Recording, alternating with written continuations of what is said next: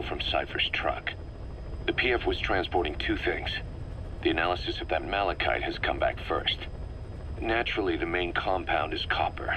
There's also a small amount of cobalt. Nothing unusual so far. Southern Zaire is a well-known copper belt.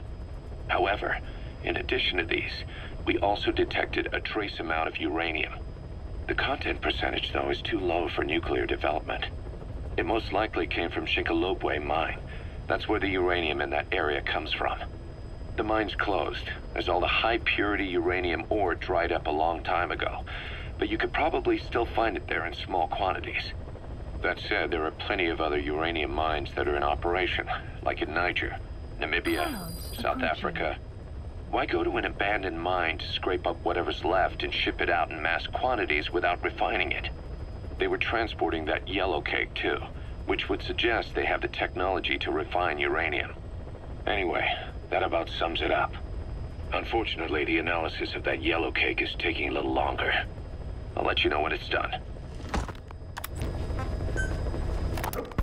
Boss, sorry to keep you waiting. We finally finished analyzing that yellow cake Cypher was moving. There was nothing unusual about the composition of the yellow cake itself.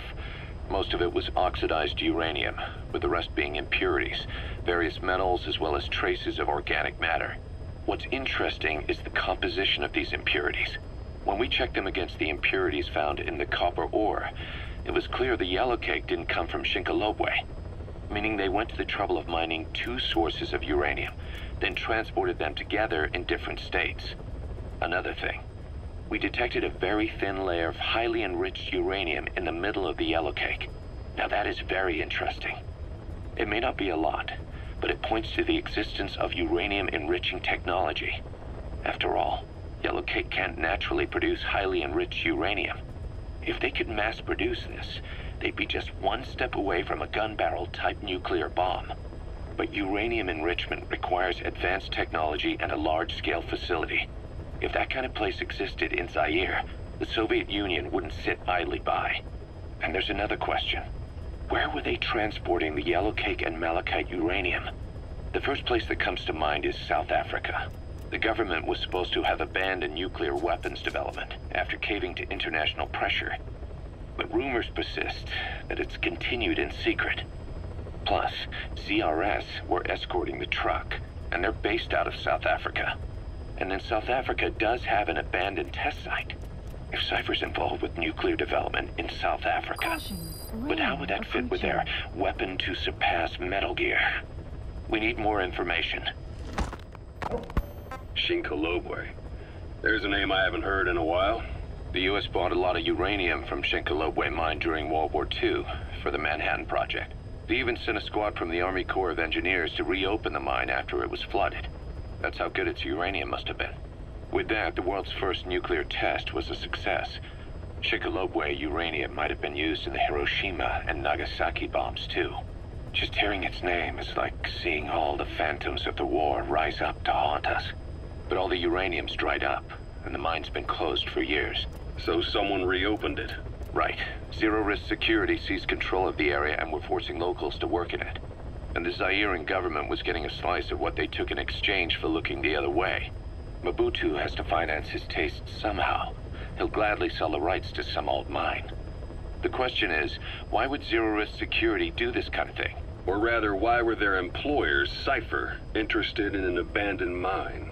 Maybe getting trace amounts of uranium, yet to the naked eye it appears to be ordinary malachite, meaning security would be lax.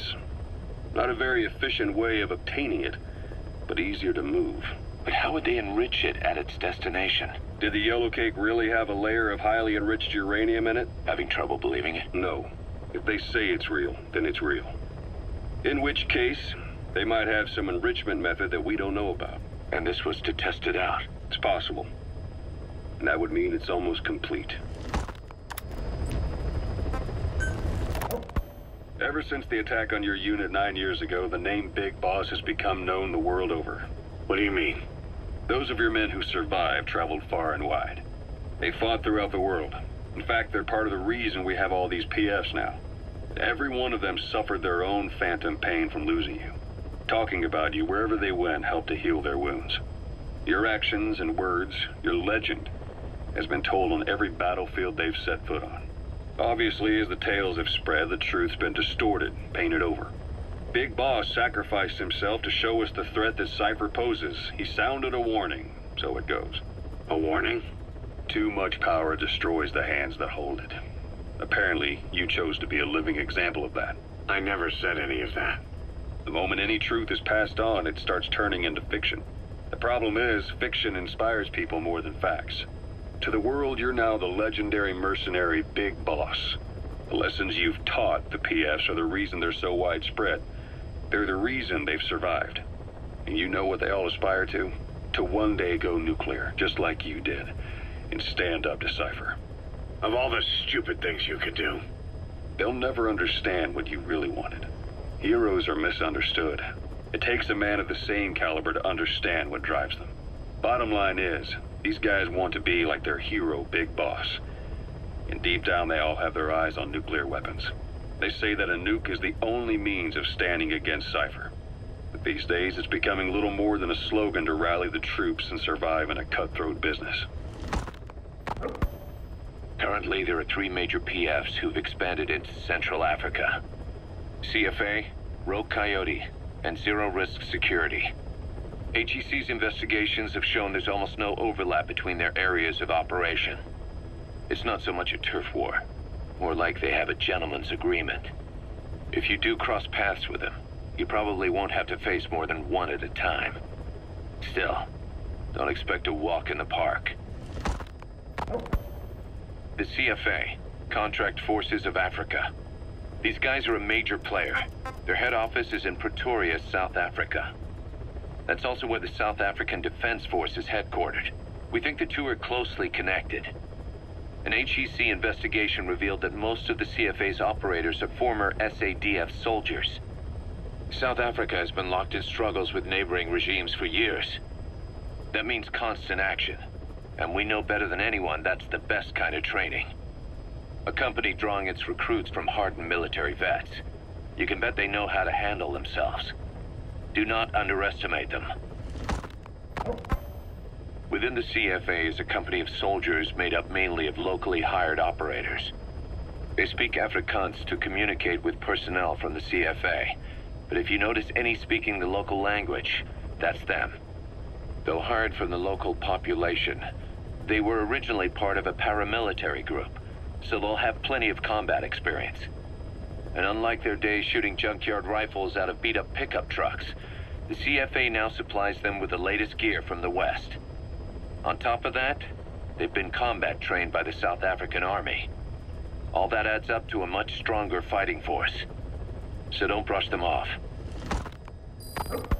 Look at the Angola-Zaire border region. The east bank of the Munene River in particular. It's a microcosm of a problem that stretches all across Africa. There's a civil war going on in Angola, fought between the government MPLA and the Western-backed UNITA.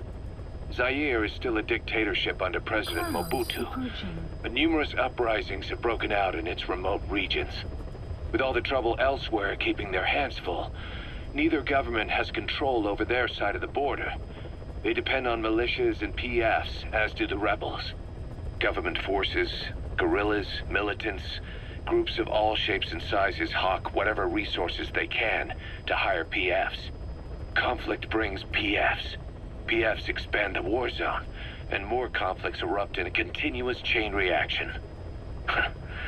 Sounds like our kind of work. Mother Base could grow by leaps and bounds.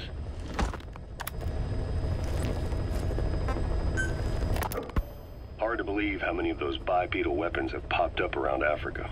When did that start? No more than 6 months ago. Didn't really hit me until I came here. They're not supposed to be in use yet.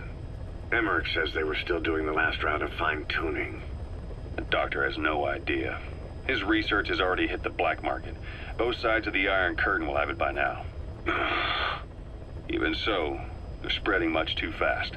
Sure, the Walker gears can operate in any terrain. Their mobility's just as good in the jungle as it is in the desert. That would come in handy in a place like Africa. They are modules that can one day be used as nuclear weapon systems. And with that in mind, the numbers are way too large. There must be another reason they're so widespread. Like what? It's all about needs. To small-time outfits like most of these private forces, this product is a dream come true. Hell, it goes beyond PFs. This is the ultimate weapon, the forbidden fruit, for anyone with an enemy to fight and people to defend. The nuclear deterrent. Exactly. Sounds familiar, huh? PFs are all operating off your playbook. You created these times. But could this be the new weapon in Africa that Emmerich talked about? If it is, why is Cypher letting everyone and his brother get their hands on one? What comes next? Selling nuclear weapons in the open? Making them public property? Why don't they give that a try? Then the next war really will be fought with sticks. Right. The man we're dealing with isn't foolish enough to make a suicide pact with the world. So, what is Cypher really up to? Zero-risk security aren't as hardcore a military outfit compared to the other two PFs in this region. The company sends operators to conflict regions around the world, not just Africa. They have decades of combined experience. They're also based out of South Africa. Their headquarters is in Johannesburg. A lot of their work involves corporate security for South African companies, but a good number of their operators are retired South African military.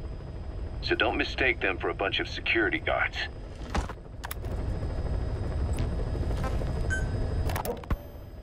Rogue Coyote operates mainly out of Africa these days. Of the three PFs, they're the smallest. However, they scooped up most of the Rhodesian SAS after the country collapsed 4 years ago. Picture their entire organization as one big special forces unit. With Rhodesia a British colony, the Rhodesian SAS had its origins in 22 SAS Sea Squadron. They started out as a group known as the Southern Rhodesia Volunteers, but in '51 they were incorporated into 22 SAS as members of the British Commonwealth and deployed to fight guerrillas in the Malayan emergency. Even now, 22 SAS keeps the Sea Squadron designation empty in recognition of their service.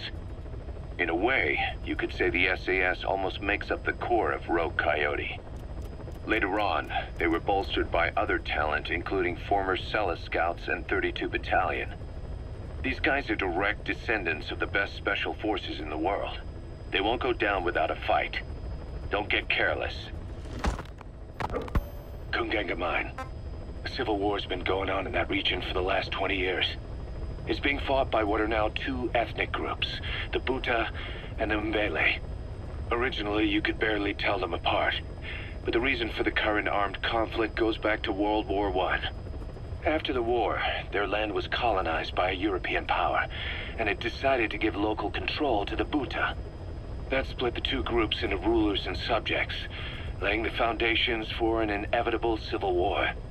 The friction between them remained even after they won independence from Europe. The Buta are holding on to power to this day, and the Mbele rebels continue to fight back.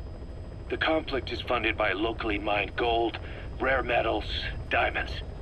They've used the money from those to arm themselves, buy oil, and even hire PFs. The Buta administration owns the mining rights to Kungenga Mine. But most of the laborers are Mbele, who they've taken prisoner.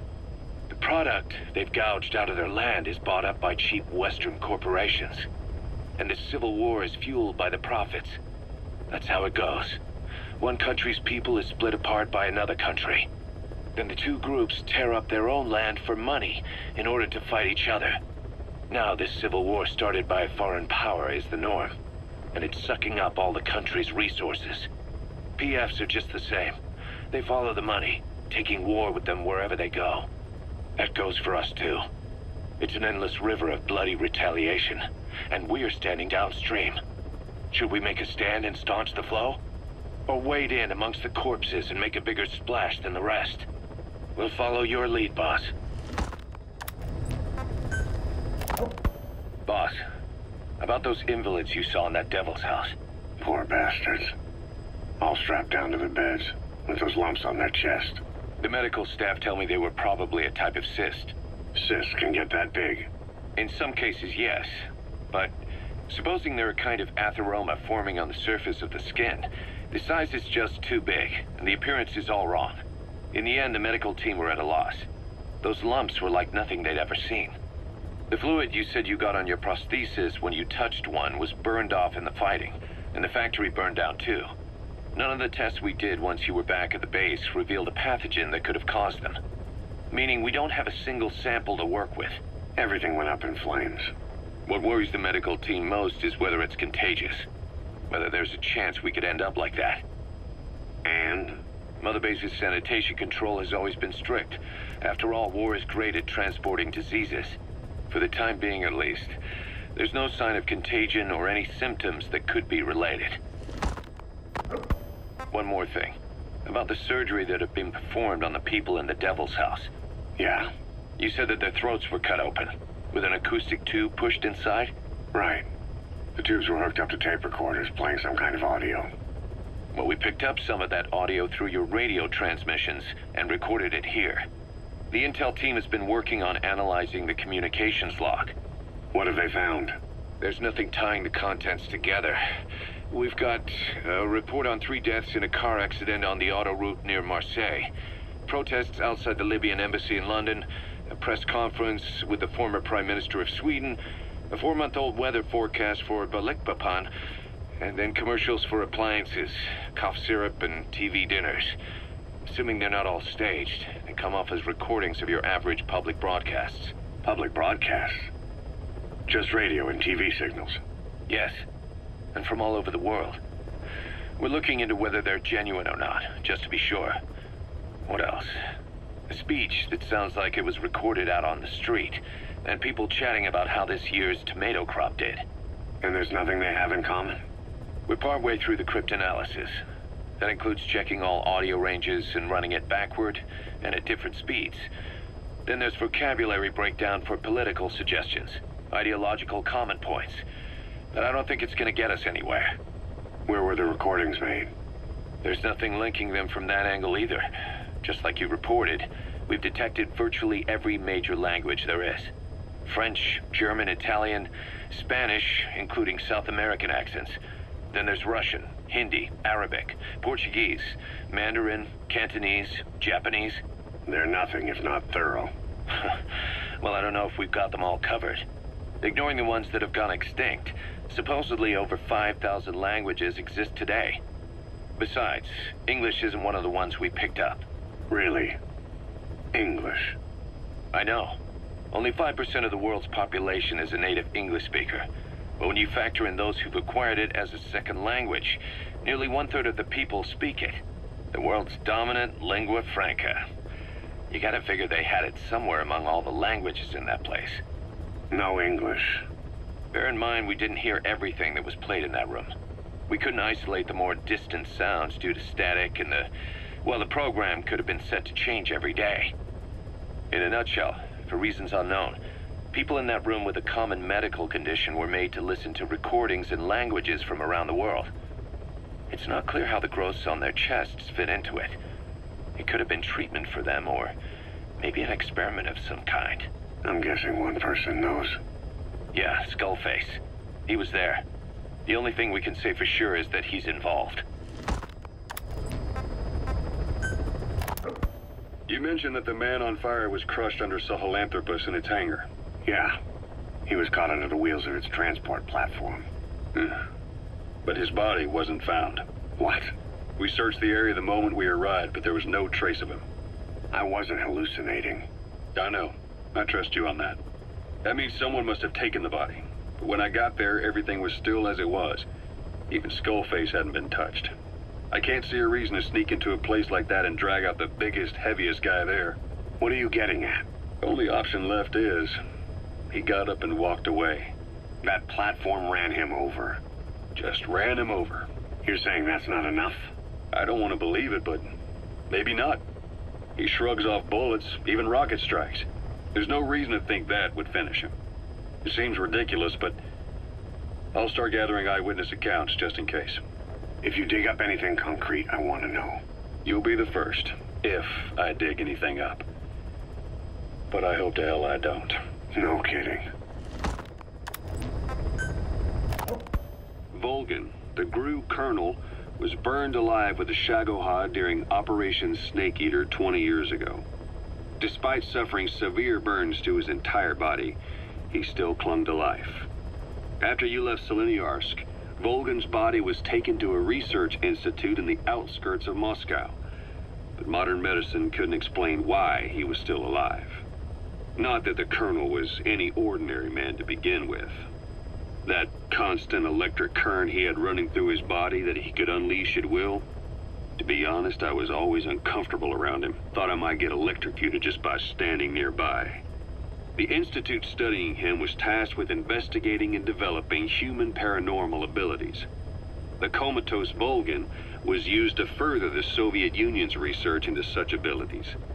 But not long ago, the facility burned to the ground, and Volgan's body was never found among the rubble, even though the fire started in the room where they were keeping him. This occurred at around the same time you woke up. If Skullface was right, and a thirst for revenge can turn a man into a demon and keep the dead alive, and this man on fire who's been coming after us ever since you woke up, well, that just might be what's left of our old friend Volgan. It's not over yet.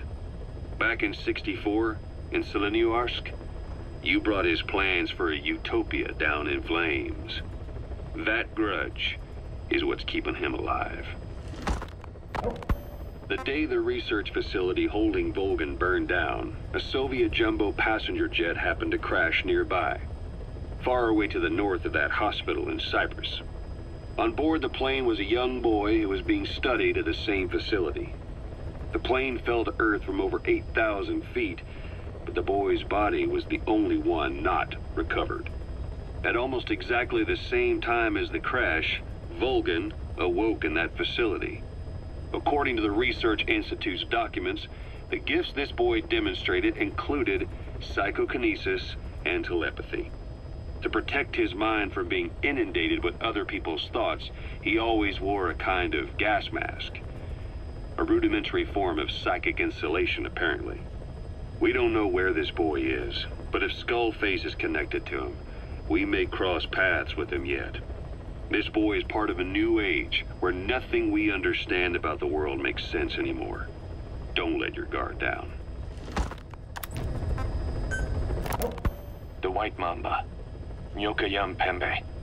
He's the commander of the kids based out of Wala Yamasa. As you know, contract forces of Africa were stationed at that village. Anti-government forces hired CRS to bring kids there from around Africa for training. But at some point, the adults with the PF started dropping like flies. This was right after we arrived in Africa. We don't know the cause. The kids ended up on their own. Must have been like fish out of water. Nothing to eat, no way to get back home. All the adults taught them was how to use a gun. Sure, they could shoot targets, but hunt for food? Not likely. They wouldn't have lasted long. Then the White Mamba showed up. He was faster and stronger than them, a better soldier, and he knew how to lead. I guess somebody wished upon a star, because their savior turned up like stardust straight out of the blue.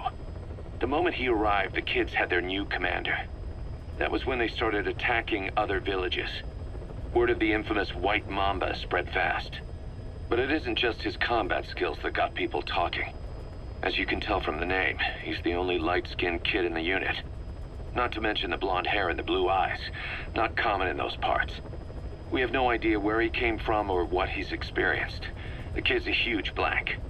But I'm sure you'll know him when you see him. One other thing. He's still a kid, so don't kill him. Be careful not to hit him with anything lethal. Not even a flesh wound. Our mission objective isn't just suppressing a bunch of militants. This is a DDR operation of the kids in that unit. DDR stands for disarmament, demobilization, and reintegration. Disarmament is obvious. We take their weapons off their hands. The demobilization part means dismantling their military organization to ensure they can't arm themselves again. To do that, you need to capture the unit's commander and have him order his men to disband. In this case, the commander is the White Mamba. There's nobody above him, so he's all we need to grab. Finally, reintegration. Through education and occupational training, we give them a means to live besides war. A lot of kids born in a war zone don't know any other way to live. So before they find themselves back there, we teach them another skill. I'd like to establish this rehabilitation process at Mother Base. That's why we're bringing those kids back here. It's not so much for their sake. It's for the world that we're trying to create. No other way about it. Those kids are amateurs.